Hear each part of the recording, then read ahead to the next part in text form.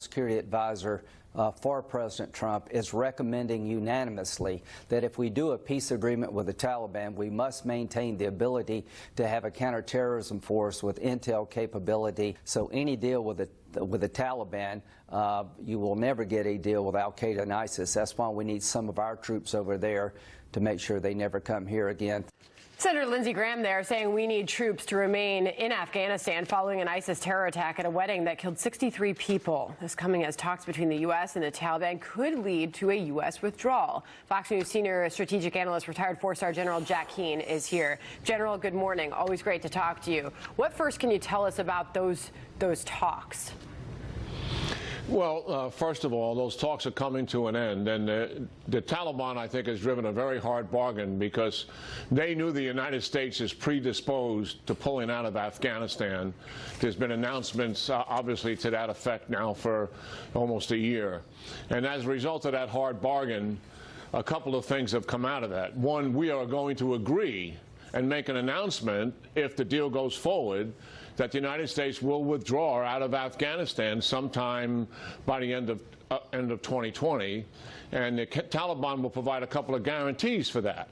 One is they will negotiate with the Afghan government. That is a good thing, despite the huge chasm between an electoral representative government and a terrorist organization, but still a good thing.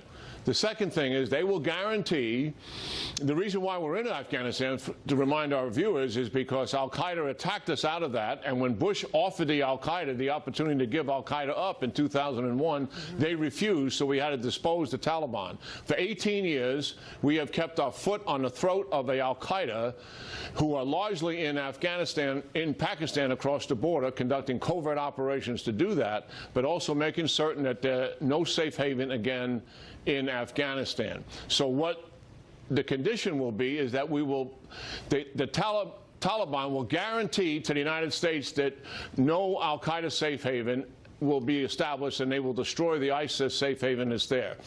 That is delusional to believe that, and our negotiators don't trust the Taliban, believe me. Right. But secondly, and this is important to recognize, that even if they wanted to do it, they don't have the capability to do it. So why are we making the announcement of a complete withdrawal when the wink and the nod is we know they're not going to be able to do it, therefore we're going to keep our troops there anyway? What will happen, the propaganda gain that the radical Islamists worldwide will get out of the U.S. withdrawing from Afghanistan, that announcement will be seen as surrender to a radical Islamist organization. Second point, and this is crucial, it will undermine and weaken the Afghan government and the Afghan military. The Northern Alliance tribes, who we deposed the Taliban with back in 2001, are already organizing to take up arms against the Taliban. They will pull their forces out of the Afghan National Security Army to do that. Civil war is not possible. It is guaranteed. Now, if that is all going to happen, and you're going to have a civil war, and we saw what a civil war looks like in Syria, the al-Qaeda ran in there and expanded significantly, and we got ISIS as a result of it. That is what we're facing, an expanded al-Qaeda in Afghanistan and expanded ISIS as a result of the withdrawal announcement. Similar to the case the Senator made, we